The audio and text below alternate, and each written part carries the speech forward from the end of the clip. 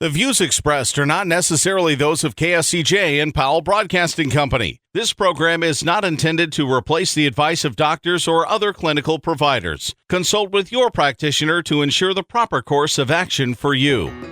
Welcome to When Things Aren't Going Well on AM 1360, FM 94.9 KSCJ. This program is dedicated to your mental health wellness and brought to you by Family Services, a United Way partner agency. Here's your host, Art Silva.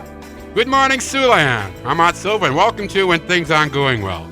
This show is dedicated to your mental wellness and how you can help yourself navigate the daily highway of life. We hope to educate and motivate you to help improve your mental wellness environment. Our show is brought to you by Family Services, a United Way partner agency serving the Siouxland community.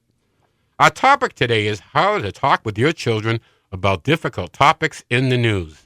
Joining me today is Brenda Geisinger, Chief Operating Officer of Boys and Girls Home and Family Services, and licensed clinical therapist, Christy Spicer. Good morning, Brenda. Good morning, Christy. Good morning. Good morning. Welcome to the show. Well, we got a great topic today, but before we go on with that, Brenda, you want to tell us a little bit about yourself? I oversee the day-to-day operations for Boys and Girls Home and for Family Services. Well, that's great, and I'm glad you're here with us today. And how about you, Christy? So I'm a therapist at Family Services, and I am a registered play therapist and work with children as young as about 3, using play therapy with the real young kiddos, and then I'll also see adults, too, for therapy as well. Sound like I got all the bases covered here for a great show today. And our topic today is going to be how do you talk to your children about difficult topics in the news? And I couldn't think of a more timely topic with what's going on right now as you turn your TV set on. So first of all, let's frame our topic. And Christy, I'm going to ask for your help on that.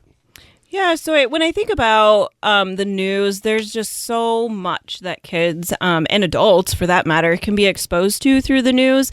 And really was thinking about how important it is to be ready to kind of think about the impact the news can have on an adult, but also on children, and how do adults support kids and teens as they're learning about things that are maybe happening in their local community through the news, if things happening in our country, but also across the globe, because there's things everywhere, and the news tends to focus on negative things, and so we get lots of information from the news, but it can also be really negative, and that can impact people's mental health. Brenda, let me ask you about our children in residential treatment. Do they have access to the news? Do they talk about discussions in school or during the day about what they see? Is there an outlet there? Yeah, they do watch the news during the school day, local events, global events, and there's discussion around that. Everybody kind of sees things on TV, and to be aware of that and having discussions is pretty healthy, and it's important. Well, it's, kids are you try to look at them and you read their minds as to what they're thinking. We're not always successful. So let's continue our discussion here. Why should we watch the news as opposed to avoiding it? Watch it, read it, listen to it on radio. Why should we? I mean, it's easier sometimes to just shut it off. Yeah, I think, as an adult, I think we have a responsibility to be aware of things that are happening around us. And I think if you have access to children and are spending time with kids and a trusted adult in their life, it's important for you to know what they may have seen. And sometimes it's not always the news program that, people might tune into at 5:30 at night or 6 o'clock or, morning, news television shows. But sometimes kids also come across news when they're watching YouTube. Like, we can't say that they won't see that, those automatic videos that pop up. We never know when one might pop up that's actually the news or some other difficult topic. If they're on any social media platforms, Facebook, Instagram, Snapchat, TikTok, any of those, I'm probably missing some. They could also have that. And then you also don't know what another student at school or their friend might say, hey, did you hear about fill in the blank? And as an adult, it's good to have an idea of what's going on out there. But if you don't, that's okay too. And we'll get to kind of how you address that as well. I'm Art Silva, and you're listening to When Things Aren't Going Well. And with me today from Family Services is Brenda Geisinger. and Christy Spicer, and we are discussing how to talk to your children about difficult topics in the news. Brenda, let me ask you, do you follow the news? I do. I always go by the philosophy, everything in moderation, but moderation. And so just to be aware of what's out there, but I don't completely absorb myself in it, to kind of balance that out. I think it's always important to stay current on what's going on, but not get overwhelmed about it, just being informed and be aware, and then how to make my life decisions around that, and then also know how to talk to others about it if it comes up in conversation. What are my opinions, thoughts, feelings around it? When you talk news, how are we impacted by the news? I mean, okay, you see it, go, oh, wow. It's more than that. It is more than that. I think, every time we have an interaction with a person, and the news is an interaction with a person, even if it's recorded or on TV or on the radio, that information comes into our mind and we process that and we think about that. And so if we're seeing something that is sad or scary, that's something we take in for ourselves and can really have an impact on us. I think it's also about, how do I fit in this story? When there's all this uncertainty and unknowns, it's like, what do I think about that? Or what am I going to do to balance myself?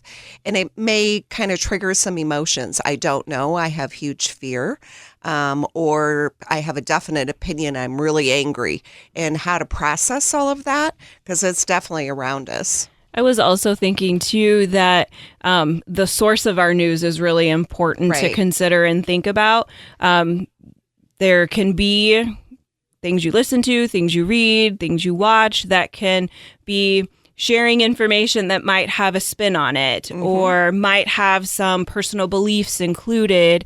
And so I think it's just an awareness. It's important to just kind of be aware that I might be receiving news from people that aren't just doing the facts, but have a little spin on it. They've editorialized the news. Yeah, that's what happened. Yeah. And so, I'm not saying don't watch those, right, or don't listen to those. I think that there's value in some of that, but I think to be aware that that might be part of what you're seeing and experiencing. Well, some of us, not you two ladies, but some of us grew up with Walter Cronkite. And we didn't have to worry about that. Walter said this, that was a fact. I mean, it was news. You got the facts. Right now, so much of the news is tainted. You can even see by broadcast stations, it's tainted. They have different ideological perspectives, and it's okay. But you got to be able to separate the fact, what's going on there between all the other stuff going on. So I think we get it, we digest it. How can we take cues from our children that when we go to explain it to them, we got to be balanced first? So, we can't go off with our attitudes and we're upset. How do we get cues from our children that something's going on with them? Well, so I think just like you would look for with any concern that you might have, are you seeing changes in their appetite or in their sleeping or just in general, like how they're interacting with people? And that's just a good time to check in with your kids. I think right now there's some scary things on the news again for the world, and it's impacting us locally in some ways too. And so kids are aware of those things sometimes more than what we want to know, or more than we realize sometimes. And so sometimes it's good to just kind of check in. Hey, have you seen anything? Have you heard anything? Is there anything you have questions about? It's important to know what they know, what they already know, and what they might have questions about before you start sharing information with them. There's also they may have some thoughts that necessarily aren't accurate. And so allowing them an opportunity to ask the questions or say their thoughts and have a conversation about that. They may think, am I going to die? What's going on? Are we going to have food? And to put those fears out there and have a conversation. When you take a look at it, we got to get to the root of their fear. What is the underlying fear there? And I think that's so important. I heard one parent said they'd sit down and they watch the news with their children. And at that point in time, it's a good way to get a good solid basis out there. So that's something. And we're going to talk about more solutions in the second half of the show. as to what we can do. But it's a difficult time right now, and I think we all need to make sure as we project on our children that we're trying to get them to think, understand, separate the truth from, and try to educate them on that way. That helps them in the long term. So this has been a good start, good discussion, great topic today. So we're coming up on our break, so thanks for being with us this morning. We'll be right back with more of When Things Aren't Going Well right here on 1360 94.9 FM KSCJ. Let's face it, that happens to all of us. However, the pandemic has compounded all of our lives and activities. Even the simplest tasks seem harder. Hi, I'm Brenda Geisinger, the Chief Operating Officer at the Boys and Girls Home and Family Services. Family Services is a United Way partner agency serving children and families of our community, and we're here to help. If you'd like to learn more about Family Services, please contact us via email, website, Facebook, or phone Mary Pickens. At Family Services, we change lives. Welcome back to When Things Aren't Going Well on KSCJ. Here's Art Silva. Welcome back to When Things Aren't Going Well. I'm Art Silva along with Brenda Geisinger and Christy Spicer from Family Services. Let's continue our discussion on how to talk to your children about difficult topics in the news. So let's pick up our conversation again. There's a lot of news out there. Are there any tips we can share with our audience on how to manage all that news out there? Yeah, I think one of the things I think about is how much time are you spending, accessing that news through. We have lots of different ways to access our news. We can watch it on television, listen on the radio, podcasts, written websites and social media and all of that. And just how much time are you spending looking at the news and reading the news and all of that, I think is a tip for that. I think it's also knowing not only the time, but how much time do you want and how much time is necessary. They can be very different things, and really gauging where you fit in that part of it, and then having conversations again. It's always about that conversation and also about listening. Well, I have some friends right now that I think are just pretty much with the advent of technology and the cell phones and the ability to transmit information immediately. There's a trade in baseball. Bam! Everybody knows about it. So news now has become instantaneous. Mm-hmm. Yes. And in the past, we had a chance to put that little filter in there. And now we kind of come back after the fact and interpret it and say, well, this is what it means. And it's not often that stories change as they go forward. Let me ask you this. Here's some tips on talking to children and teens, and being the difference between the younger age children and the teens about things going on in the news today. One of the things that I think about too is how do you help your kids kind of see where to get their news from? And that's maybe something to consider. So teenagers, they need more information and can be closer to adult content sometimes. But, younger kids might be really interested in the news, but maybe watching the nightly news, whichever it is for you, might not be the best way for them to get their news. And so there's some different options out there if you do some searching around on the internet to maybe help yourself find where to direct your kids to read the news. And I do think helping them understand what they're reading and what they're listening to and the sources of their news when we're talking about teenagers is important too. So if I was a teenager and I was watching what happened on the news on that Russian news station where the protester came up behind the news person and said, this is all lies, pretty much. I wonder what would the kids say about that? How do you get that? That's a classic example of what's the truth and what's not the truth. Mm-hmm. And that's a tough one to explain because it's obviously not telling the truth. Mm-hmm. So I think sitting down with kids, I think we make a mistake sometimes thinking that they think like we think. Mm-hmm. And wow, that's a mistake. Yeah. Any comments on that? Yeah, I think asking them what they think about it, asking them what they know about it.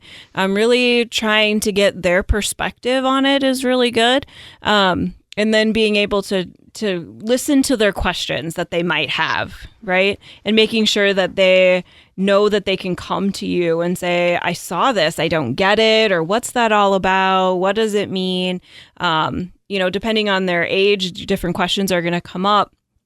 but really listening to their question carefully. And if you're not sure what the question is, if they ask something generic, and you're like, gosh, that could go like a lot of different ways, ask for clarification. What do you mean by that question? Or what is it that you're wondering about beyond that question?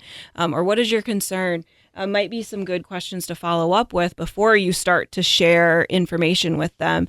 Because their question might be really simple, but you as an adult having all the information you do might be thinking it's really complex and it's bigger. I think it's okay for parents also to say, I don't know. Mm-hmm, absolutely. They may not have the answers. Kids and teenagers want to know they're safe and that they're okay.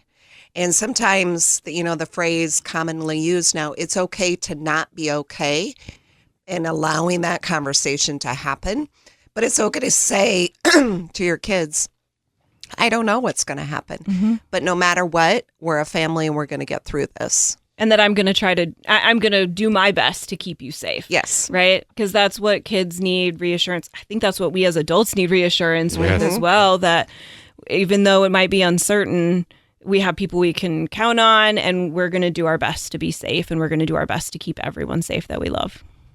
Well, one of the things that, a lot of parents do, and they do it in different ways, but just in general, monitor the media exposure. We get a lot of that on social media, but you got to monitor where they're getting their information from. And Brenda said earlier, how do you know it's fact? They come off half-loaded with not the right information. So what are your thoughts on that? Yeah, and I think that parents need to be aware of what their kids are having exposure to, and having that open communication where the kids can say, I saw this. And the parents can say, yes, no, maybe, right? Let's look into it. Let's do more research if we need to. But yeah, because we all come across information that's not accurate at different times. And that's a good skill for them to have too, is someone shared this with you, or some kid at school said something terrible is going to happen, and they come home saying so-and-so said something terrible is going to happen. You want them to know that they can come to you and say that, and then you can help them figure out if that's true or not true. Well, to our point here, sometimes the kids come to school and say, my parents said this, so it's got to be true. And it's not. And then it starts that ripple effect. But, I think being able to question, get the facts, verify before, and have a discussion about it. I think I used to teach, and I wish I had that opportunity right now to sit down and say, what do you think about this? And you're going to get so many different points of view, and the kids are wonderful. The kids just see it a little differently, sometimes very basic, and sometimes they see the complexity in it. So you just got to talk with them and listen. Practice your listening skill with the kids. Let me ask you this, Christy and Brenda. When's the time to get outside support? I think when you're seeing the behaviors and the thoughts interfere with your daily functioning, or they're getting so overwhelmed and showing symptoms or behaviors that aren't their average or their normal behaviors. And maybe they need to meet with a therapist and talk about their anxiety or depression. And knowing your child or knowing your teenager and what their normal per se is, and if it's off and it's lasting for quite some time, you might need to reach out to someone. Does a group approach work for this also? If you got a group of adolescents or high school kids together, and let's talk about the news? Yeah, I think that definitely could. I think what's going to be a challenge maybe is just there might be lots of different opinions in that room. And so, but also I think that that's healthy too, right? I think about, for adults, kids, teens too, it's good to have some different perspectives on things that maybe there's not always that clear fact of right and wrong. We think about especially some political views and things like that, without going one way or the other with that. But it's easy to say this is the right way to think about this thing. And it might be for some people, but it might not be for everyone. And it's good to be able to have a dialogue with someone about, this is what I saw, this is what I think, and to also be challenged by someone else to say, yeah, but what about this part? What about this? I think that really encourages some critical thinking. It encourages more questions to be asked. And that's when I think we really get into processing the stuff on the news, whether it's, really scary things or sad things. I think it moves us in that direction of really trying to sort through it. Well, this has been a great discussion. Let me ask you two for some final thoughts on staying mentally well. Yeah. So I think it's just really important to focus on the positives. You can turn on news at any time and hear about all the negative things going on, but there's always good things happening too in your life, in your community. And so, being able to find those and focus on those can be helpful. I think take care of yourself. Those things that we've talked a lot on this show, exercise, eat well, sleep, connect with other people, take some time away from media. All of that can be really helpful. And I think when we talk about kids in this time too, with all this stuff going on, that if we as adults can do a good job of taking care of ourselves, we're going to teach the kids and the teenagers how to do that as well through example. And we also set ourselves up to have the conversation with them about, I'm going to sleep at a good time. You go to sleep at a good time. We'll take care of ourselves together. Well, this has been a great show, and we're coming up on the end of our show for this week. And we always want to leave you with a little humor for your mental wellness. So here we go. There is a story of a preacher who got up one Sunday and announced to his congregation, I have good news. We have enough money to pay for our new building program. The bad news is it's still out there in your pockets. Brenda, Christy, thank you for joining us today and sharing your expertise. Also, thanks to our listening audience. A shout out to Steve Avery for continuing the Avery family sign business. Great story there. And Steve, congratulations and all the best to you going forward. We're looking to grow our family. Looking for a change? Check out our employment opportunities at hr@bghome.net. We'll be back next Saturday morning right here at 7 a.m. on 1360 AM, 94.9 FM, KSCJ, and we will discuss random acts of kindness. Don't forget to do your homework this week. Go out and have a good laugh. It's good for the soul. Have a great week, and may the sun shine on you. Happy trails to you until we meet again. Happy trails to you. Keep smiling until then. Happy trails to you till we meet again.